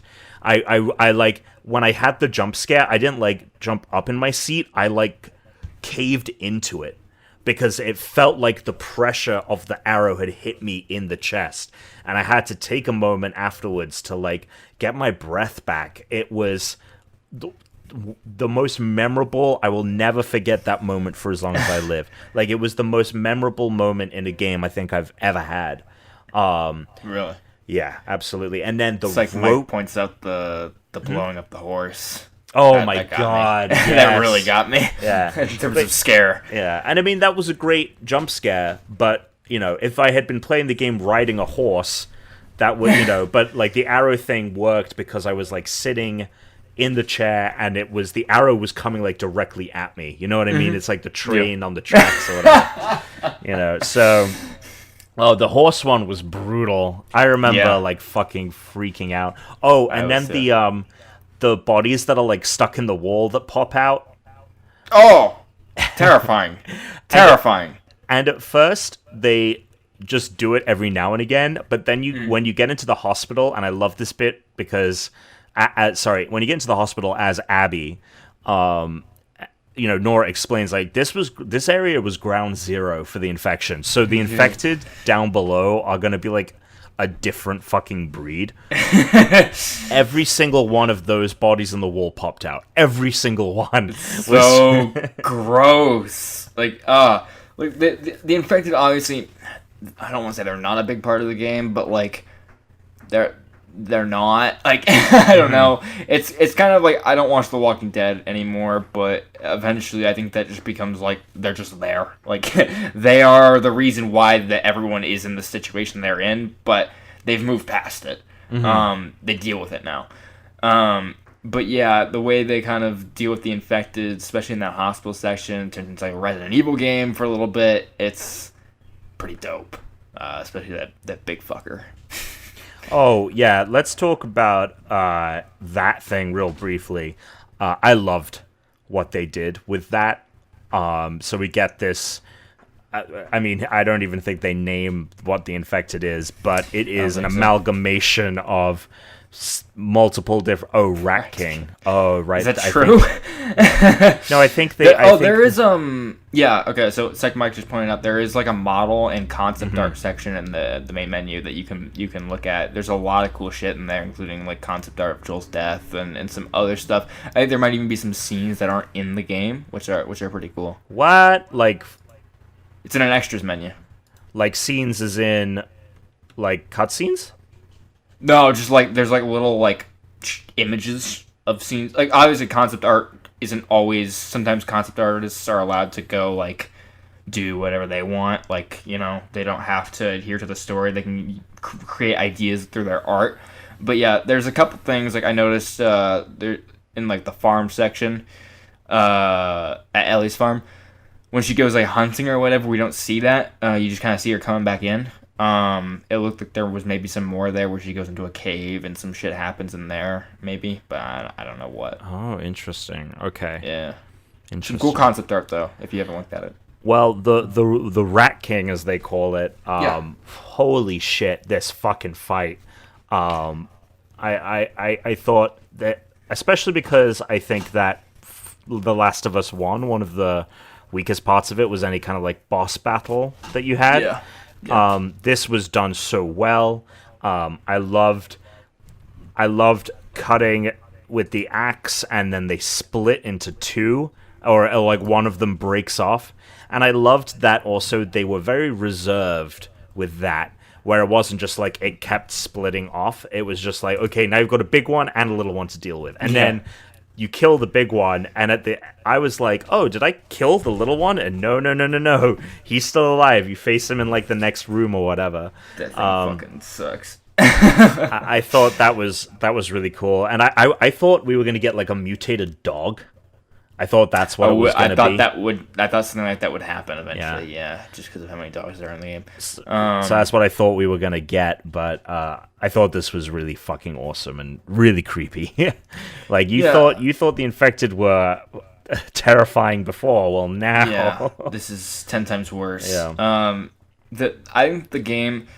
they're sparse, but the set pieces in the game are pretty solid. Like there's not a lot of big moments, but I think like in the neighborhood when Jesse pulls up in the truck and he's like, "Let's fucking go," and you're driving through there and there's just infected and there's people shooting at you and it's just a fucking shit show. I think that truck scene's awesome, and then that and the horses riding through the islands as everything's on fire and everyone's just so murdering good, each other. That, oh my god, that shit was tight. Yeah. Like, I mean, I think, like I said, there's not many like in terms of grand spectacle set pieces like that, but when they do them, they're fucking awesome. Mm-hmm. Yeah, and I'm glad that they keep it sparing. And yeah, I also loved and this sounds simple, but I think that the glass smashing, yes, was most satisfying thing in the world. Not only was it satisfying, but the gameplay elements of it, like finding a locked room and then realizing you just have to smash the glass. Like there isn't like sometimes you'd have to like crawl into a vent or something, but like as simple as just like you just got to smash the glass. I loved that. And then the rope stuff, dude. Oh my rope stuff's god. pretty good. Didn't use it a lot, but when it's there, I did enjoy it. Yeah, from the gameplay stuff I had seen before, I thought like we'd have a rope, like Uncharted 4. Yeah, that's exactly what I thought it was. But I'm glad they kept it relatively sparse, because otherwise you probably would be using it a lot, and then you would think it's Uncharted 4. But I was always a little daunted because I always want to get all of the collectibles and all of the whatever shit is in the room, like tape and glue and whatever it is. So I would always get into a new area and be like, oh, fuck, I gotta explore every nook and cranny of this. Same. And even though everything was really big and much bigger, the areas were much bigger than The Last of Us, the first one, I actually thought that like it was all handled very well and like they were justified and like it actually wasn't as daunting as I thought it was going to be. And especially in the beginning of the game when you ride into Seattle and it's just like this huge area. I loved Ellie having the map and marking it off. Did you go to the bank? Yeah, I went to the bank to get the shot of bank was super cool. Yeah, dude. and you get the ring. Yeah, the ring. I just love the backstory of that the idea of, of course someone's gonna try to fucking rob a bank while there's a zombie apocalypse going on, and they got caught up on that. They're like, well, shit, now is our time, there's an outbreak, and they go and they get stuck in there, and then they turn. Oh, that shit's so fucking cool. Like, we were talking about the notes earlier. That's my favorite. Absolutely. Yeah, that whole, like, the fleshing out of all of that was something that this game did. I think, like I said, better than first. Is there anything else you think that this game did better than part one? I honestly think that I prefer the story. I think the gameplay is obviously stronger. The visuals are stronger. Someone in our Discord thought that this story, part two, was predictable. Excuse me, sorry. That's surprising. And I'm like, Last of Us Part 1, if anything, is the predictable game. Yeah. It's pretty formulaic in a lot of... I think it does some really nuanced things, but, it's a guy, he loses his daughter, and he gets a surrogate and finds it hard to sacrifice her. Like, that's pretty... storytelling 101. We could have... you definitely see it coming, right? Like, to a degree. Maybe you don't expect it to be as hardcore as it is, but you definitely see it. You can definitely guess that.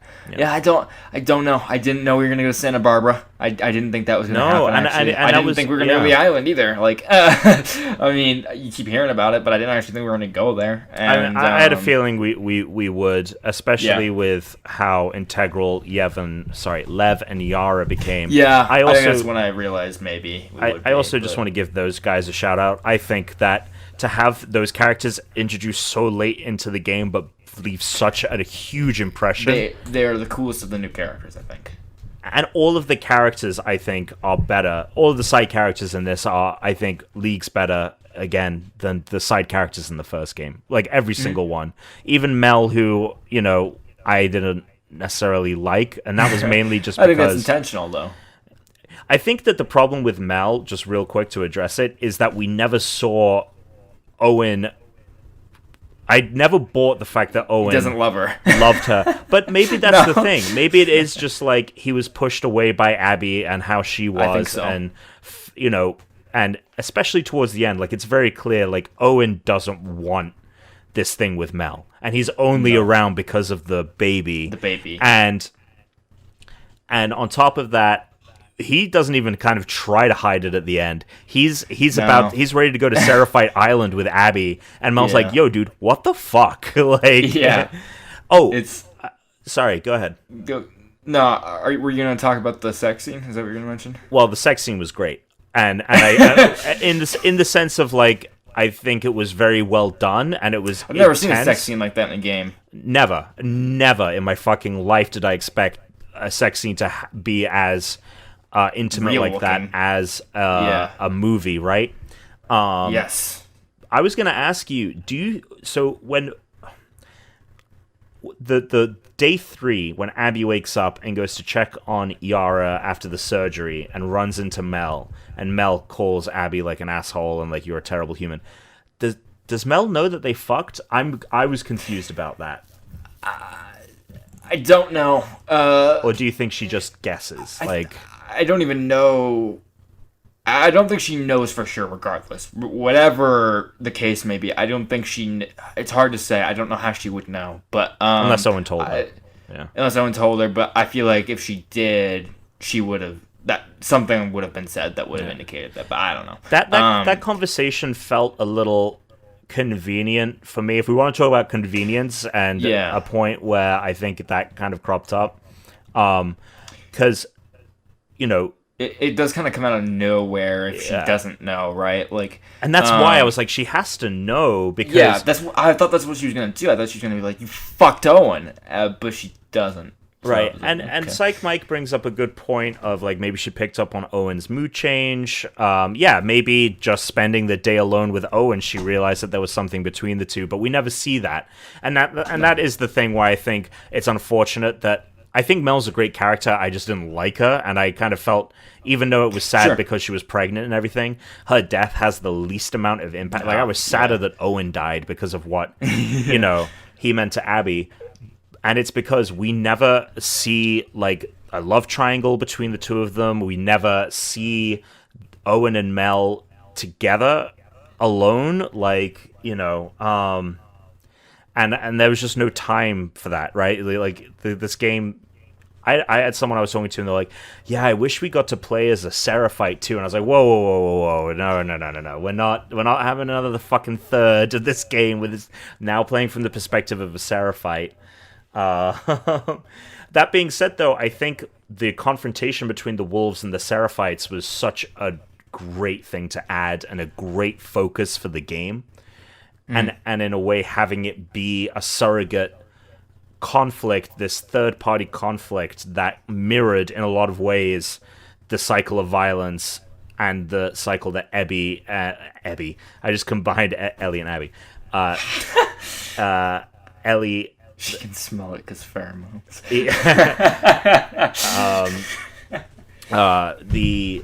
It felt like such a great conflict that really mirrored the conflict that Abby and Abby and Ellie found themselves. It's like Brangelina or whatever. Right, exactly, Brangelina. So was there anything else that you thought like this game definitively did better? Like this, so you don't think this was a better story?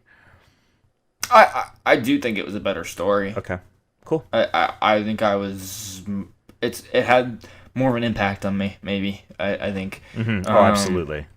And is maybe gonna stick with me a little harder, like more specifically, more than just The Last of Us's opening and the ending are kind of like the big sticking points for me for that first game. But this game has a lot of different beats that really, really stick with me, and it's very consistent throughout. I think that's really, unless there's anything you want to talk about, there's one other thing I'll mention, but is there anything else you want to bring up, and we can start wrapping up? Yeah, I don't know, man. I think that this game is... I understand that some people felt like, the violence and the way that it depicted it. And I get their issues, because I do have my issues with it towards the end. Like I said, when I get to Seraphite Island and I'm trying not to kill these people who are just defending their home, they are just trying to live their life on this island. And I wish that the game at that point allowed a more passive and more a non-violent way to handle that. And I'm hoping that if we do get a part 3, there is that nuance added to the gameplay. But I just think that for the faults that this game does have, of which it has a few, the things that it does well, it's well on another level. And that's why I don't want to be hyperbolic about this. I don't want to say like this is the greatest game of all time or anything, but I do absolutely think that when playing and talking about this game, it exists in a league of its own. And the only other game that I think has come close is God of War. If we're going to talk about games like that, but I don't know, man. Like, I love God of War. I think that story's awesome, but I think that this game is really something really, really special. I totally agree. It is its own thing, because it breaks a lot of conventions traditional for games. It's not about being a satisfying game, really. I mean, it's not gratifying at the end. It's I think a lot of people, I didn't want to kill Abby, but I definitely, there is something that I don't know how to express it, but there is that feeling that I wish to a degree that I could have gotten that release, but you don't. But I think it's better that they don't. It does things in a way that a lot of games would be like, we can't fucking do this. Like, if we do it, we're gonna piss people off and stuff. And they knew, this game will sell on hype, regardless. So they don't have to worry about pissing people off, because people will buy it, and they did. Yeah. And granted, some people traded it in or whatever, but they got the money. So I mean, it's not all about money, obviously, but they could take that risk, and not have to worry about no one buying it. I think Psych Mike had brought up in one of the questions he had sent to me beforehand was like, do you think this game will sell well enough to will they make a Last of Us 3, and will Last of Us Part 2 sell well enough for them to feel like it's worthwhile? It's already selling really well. It's already selling well. and I think that a lot of people, because we're all engaged in gamer discourse or whatever, you got to realize millions of people are going to play this game without fucking touching a second of the discourse, and they're going to make up their own minds, and they're not out there saying I'm not buying this game because whatever. I think that not only will this game sell fucking boatloads, I also don't think we're going to get another 7-year gap between the two. I would hope not. I think Naughty Dog. I think that Naughty Dog realizes that they're going to I know Neil. Obviously, you had said Neil doesn't want to make a Last of Us game without Joel and Ellie. And whatever Part 3, if they do make one, holds, is what it holds. But I have the feeling that Part 2 was made. Part 2 was made after they had made Part 1, and then they sat with it and then came back and wrote a story. I think this is to bring up Empire Strikes Back again. I think this is a Empire Strikes Back Return of the Jedi situation, in the sense of Neil wrote Part 2, and I think they already know where they want this story to wrap up in a Part 3. So I think we will get Part 3 sooner, and there will be a smaller gap between it and Parts 1 and 2. Especially because Part 1 was made for the Cell PS3, and moving that engine over to the PS4, I'm sure, was not easy. And I feel because the architecture between PS4 and PS5 is so similar, they're not gonna have any of those issues. I think if they do a third game, which seems likely, I mean, most people who write stories with a sequel, they usually go for the third because it's just nice to have that trilogy that concludes absolutely. the story. Yeah, there's a reason that is so. Usually if stories are told in multiple parts, it's 3 parts, and because you have a beginning, middle, and end. Like that's exactly. And this feels like the middle of this story. It really does. It does leave. While there's nothing direct about what's left hanging except for maybe Dina, it seems like wherever you go, there could be more to tell. There is a conclusion that you can have there. You could give it a happy ending in a way, and I think you could earn it. But the one thing I did want to talk about before we go, absolutely, go ahead, man, is they. I don't know if you remember this. I tweeted about it, but in 2014. Sony and Naughty Dog did a live reading of scenes from the first game, and the show had like a secret ending. I don't know what that exactly means because you're sitting there. I guess I don't know. Like, do they just tell you to leave, and then if you sit there, they just come back out? I don't know. But the secret ending was not released online. The rest of the show was, but the secret ending was. Joel comes into Ellie's room. She's sitting in a swivel chair, doodling or whatever she is doing, and Joel plays Future Days by Pearl Jam. And that was the opening of this game. And I just thought that was really interesting, that they basically were like, this is the opening of The Last of Us 2, 2 years before they had announced it, and then 6 years before they had released it. Which is really cool touch. Yeah, so, I just want to throw that out. And I don't think it's hard to say with Joel's story obviously is very, very definitively wrapped up, and Ellie has let go of Joel. I would be curious as to how haunted she is by him in a part 3, if we were to get that, or if that's not even going to be a part of the equation. Yeah, I guess I don't know if you can even do like that many flashbacks without it feeling contrived or something, Yeah, like we might get like one thing, like a little thing. I think I was so beyond. I was already so hype for this, and my expectations were so high, and they met them and exceeded them in a lot of ways. So I'm just really fucking happy about that. CD Mister real quick asks, we know Abby and Lev made it to Firefly Base, so I think it will be about that if there is a third. And then I think that'll play into it for sure. So it wasn't. I don't think it was Rattlers as Fireflies, especially because they get to the radio and stuff. Right. Not only the radio, but did you notice the title screen changed? Yeah, but that's if you look in the background, the building is the round building that you're directed towards. Yeah. So it's not the Firefly. Oh, okay. That's what you're thinking. Yeah. It's the round building that you go into to find all the prisoners and stuff. I did love that touch.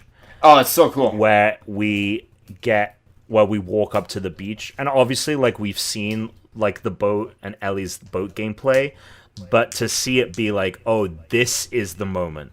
Like this, it's kind of like getting those flashbacks to scenes we'd already seen before.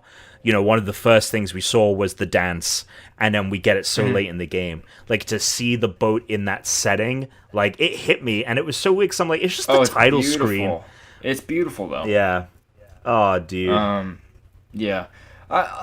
One other thing, the very last thing I will say about this game, the hyperbolic shit around this game before it came out, both positive and negative, but more specifically the violence and how it's like this oppressive thing, and it's just, it's gonna make me feel sick and all this stuff. Like, yeah, it's a little grim, it's a little fucked up, it's a little raw, but like, I never felt to any degree that this game was like doing some fucked up shit that someone who maybe enjoyed the first game or other games like just wouldn't be able to handle. Yeah, it's like, not that. It's only worse in the sense that the detail and realism is another level. But to say that though, like when people people who have that criticism, like, this is a very dark game. It is a very dark game. I'm not going to say that it's not. But it's a very violent game is what I think it is. Sure. More so. But on top of that, I don't think it is as gratuitous as some people think, and maybe that's just because I'm a little disenfranchised. But sure. B, the beautiful moments in this fucking game, dude. That's like, it contrasts it. Oh my god. And it's not oppressive. There's a really great review out there. I forget the writer, but she wrote it for Paste Magazine. And she wrote about it. Yes. About coming to this game from a perspective of love, even though this game is about hate, and it is about hate. But seeing it through the lens of love, seeing the love that Abby has for Joel despite everything, that she has for Dina, that Jesse has for Dina, that Abby has for Owen, like all of the and then has for and then that Lev and Yara have, and that she has for Lev when she says Cade. When Lev says your people are doing this, and Abby turns to her and she's like, "You are my people." Oh my god! Like, it is an incredibly. Really that's a great line.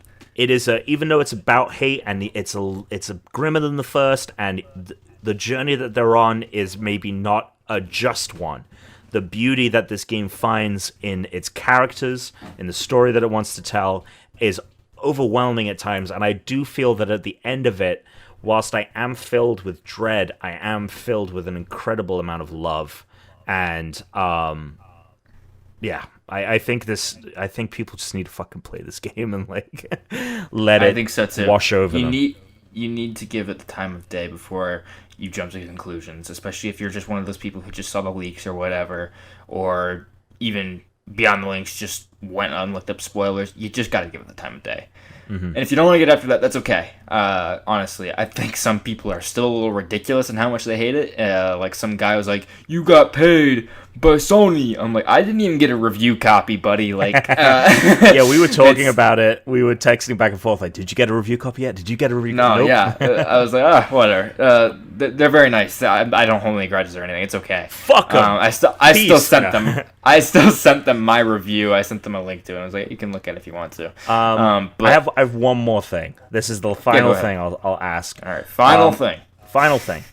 Is this a game that A, you are going to replay, and B, if you do, are you going? Because like part of me wants to do New Game Plus kind of like now. You know what I mean? How do you feel about that?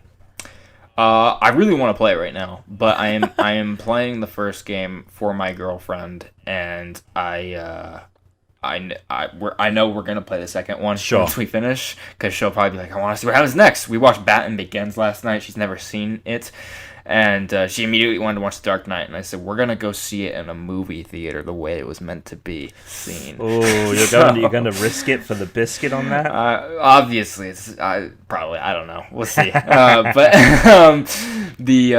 So she'll be hungry to jump into that. So I don't want to spoil myself on playing it 3 times in a row. But yeah, I will be playing it again probably very soon this summer.